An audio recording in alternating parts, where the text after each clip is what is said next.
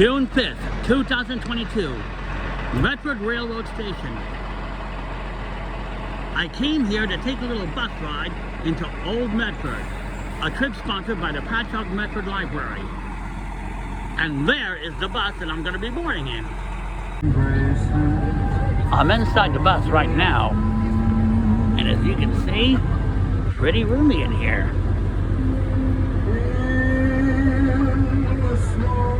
As the old saying goes, plenty of room in the rear. I'm Edward Wright, and I've been the station agent here for 23 years. It's just been me, handling the station's warning signals and making sure all of the trains travel safely. Please, enjoy your visit, folks, and watch your step at the crossway. And in case I didn't mention, or you haven't heard, I married Miss Stark, the school teacher.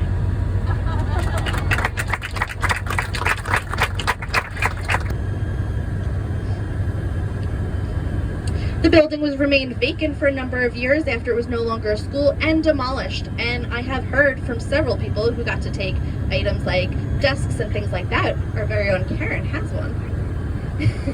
My mom had one and now it's gone, so I'm a little upset about that. It's okay. But this was the location of the new school, as it had been called. There's a plaque right under the American flag, and it was built to be Peppermint Park. Oh wait, I think we have a visitor.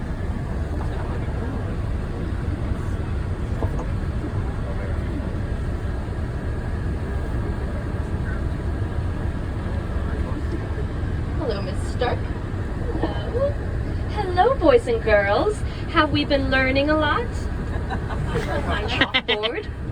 I would like my pointer. That's how I see my students. Oh yes, please allow me to introduce myself. I am Jeanette Stark of Yaphank. I am the second school teacher hired at the new school on Peconic Avenue. I must say, the number of children in Medford just keep outgrowing the school buildings. I have worked with all the children. I've taught them their reading, their writing, their arithmetic, and of course, their history. Might I say, Colleen, you're doing a fine job. I would give her an A+. You may have also heard I was courted by Mr. Edward Wright, and we married. But I do wonder where he is at the moment. Now then, I wonder, would this be a good time for a pop quiz? Student's worst nightmare. Sunday, so we will bid you adieu, but thank you for taking the time today.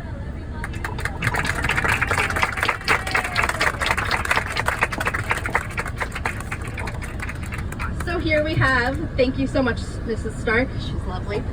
So here we have the location of what was Peppermint Park, and it was named that due to its candy cane monkey bars that were added, and it had a large playground.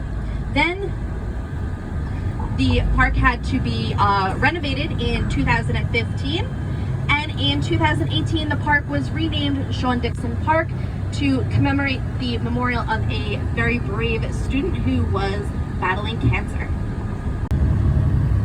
We're passing Medford Memorial Park here, that you can see. Of Martha Thesis. Oh, Dice. Dice. Thank you. Martha Dice. She also wrote for the Medford News column in the Long Island Advance, and today you can see that we have added a band shell, and the tree lighting is a tradition that has happened throughout the years. I'm going to point to this blue building here, along with this gray building as we pass it. The blue building is one of Medford's oldest commercial structures, still intact today. That was Weissenberg's general store. And the gray building, Weissenberg's general store was built in 1900. And the gray building was the Medford Post Office.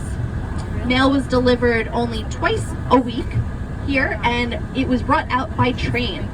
People would have to come and pick up their items since this was before home delivery. And eventually, with the population growth, Medford wanted its own post office.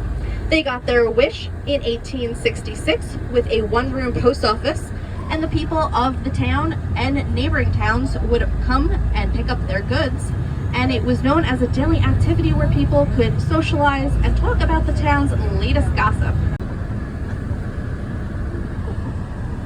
We're being honored by Mr. Teddy Roosevelt. Hello, everyone. I hope you're all having a bully day. I myself am just taking a brief respite from my whistle stop campaign at Medford Station. And earlier today, I had the good fortune of meeting Mr. and Mrs. Edward Wright. I don't know if you all are acquainted with them, but they're a lovely couple. Yeah. Well, I called on my good friend Hal Fullerton, and at his insistence, I had the good fortune of exploring the area. Although, I must say, I wasn't expecting to be driven around by his wife, Edith. It's interesting, a woman driving me. Anyway, well, we had the good fortune of going to their Prosperity Farm, which was remarkable. The amazing bounty of produce there was truly a sight to see. I thank them for their generous hospitality. Well, as I'm sure all of you know, I'll be running for office this November, and I was hoping I can count on your vote. How about it, folks? Oh yeah! Are prohibited from taking a political stance here. However, we do wish you luck, because I heard that the election is going to be quite interesting. Everything with Teddy is interesting. Thank you, Mr. Roosevelt. Well, I bid you all a good day.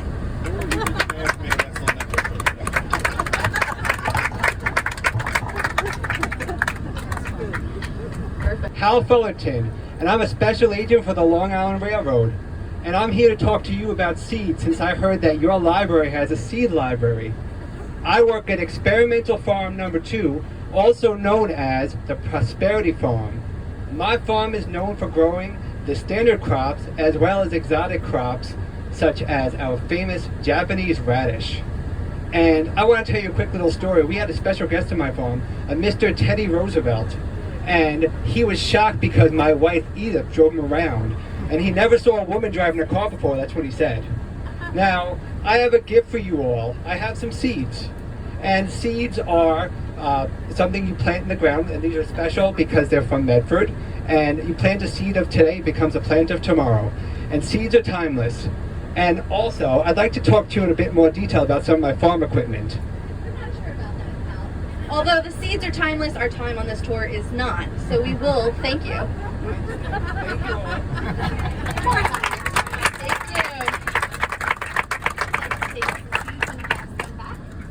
All right, you can take a seat and pass it back. Our carrot of what will be a fantastic building.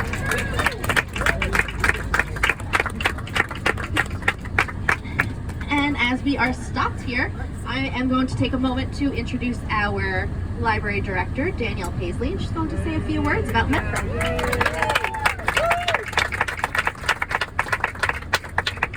Hey everyone! Thanks so much for being here today, and thank you, Colleen, and all of these wonderful staff members who have done such an excellent job putting this together today. Can I give them a round? Can you guys give them a round of applause?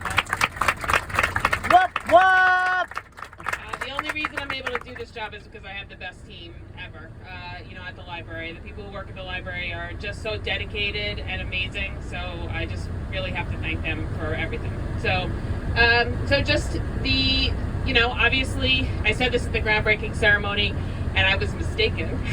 Somebody reminded me, is that, since I found a bunch of paperwork from 1966 of a proposal that went out to the taxpayers of Patchogue Medford to build a library back then, and it didn't go through. And then they tried again in the early 2000s, and that didn't go through. But Don Subert told me that in 1955, there at that Peppermint Park, when there used to be a school there prior, there had been talk even then of making a Medford library at that site.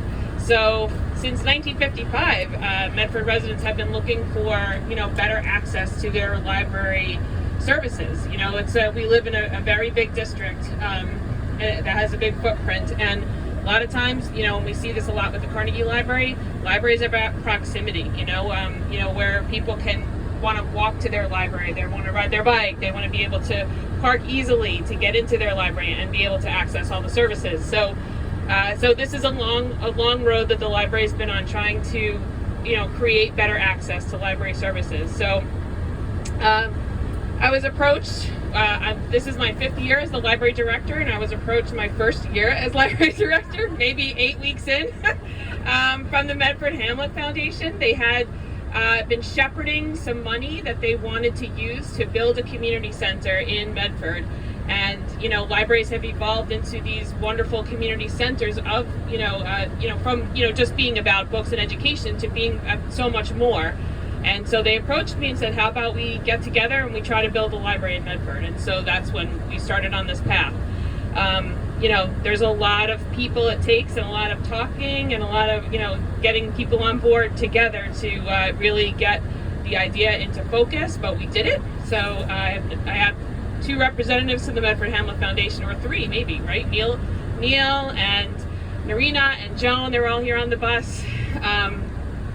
Joan Nathan has helped us as well.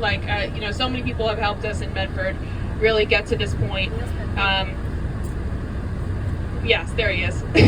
He's in the back. Yep.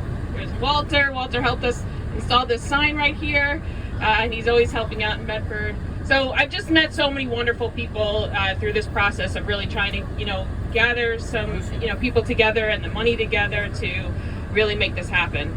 And, I have to really thank the town of Brookhaven also, because without them, we would not be able to have this property that they were able to lease to us for free. So here we are now. We are, through COVID, through all of these different things, we are still trying to push forward and make this project happen. So what you'll see here is the concrete forms that are, the walls, and there's a concrete deck at the bottom. And next on the list is they're going to be building the elevator shaft this week. So it's really exciting to watch it all come together. I go to bi-weekly construction meetings and, listen to the arguments between the plumber and the electrician and the construction company. And, for the most part, they do get along, but they, everybody's got their own ideas about how, what comes first and what comes next. So it's exciting. They're all working together. And so the building will be 11,000 square feet when it's finished, bigger than what we expected, but we decided early on in the project that we should put a lower level into the building, because this is going to be our only chance to do that. So the lower level will remain unfinished until we do have more funding to finish that part of the project. So essentially what we will finish is the top floor of the building, the main floor of the building, which will be about 5,500 square feet. Not huge, but enough that we can, really provide library services and space for meeting. When I did, my assistant director and I, Jennifer Ballerman, we went to PTA meetings and the Medford taxpayers meetings and the Medford Chamber, and we talked to our residents in Medford. What we really heard a lot of was that they need meeting space and places for kids to be tutored and to closer access to classes. So we wanted to make sure it had a nice sized meeting room, that it would so the meeting room will hold about 70 people, and that's the square, sort of the rectangle on the left, and then the rectangle in the back will be the library. They are separate so that we can open the meeting room without opening the library. So say if we want to have something a little later, or if we have to change the library's hours, you can have the meeting room open when the library is not. This area here in the front, you'll see, so this is where you see the concrete that kind of divots in, that's going to be the front door. And then to the right of that is going to be a nice outdoor patio. So it's one of the things that we've learned through the pandemic is that having outdoor programming is really a beautiful thing, whether you have a pandemic or not. I think people really enjoy being outside, and we want to be able, since we're in this beautiful park, we want to be able to take those opportunities. So there'll be a door there that you can walk out. You can walk out from the library with some materials. We're going to put some benches out there, some chairs, and you can sit out there.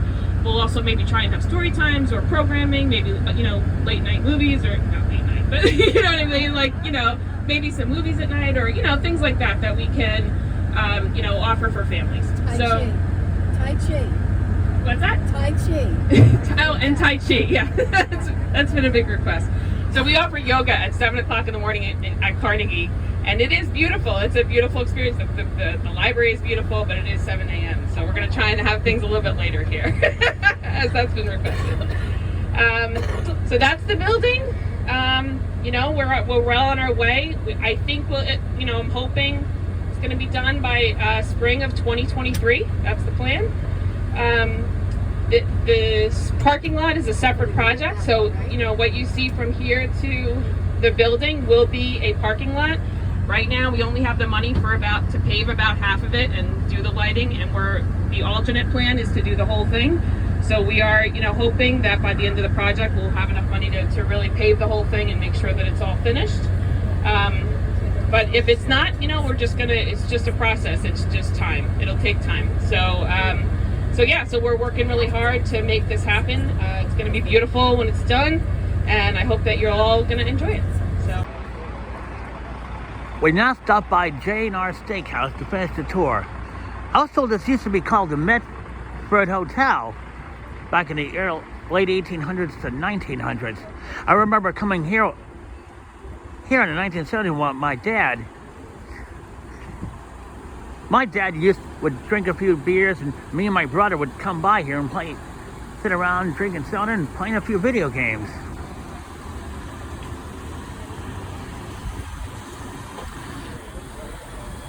And that is the end of our tour.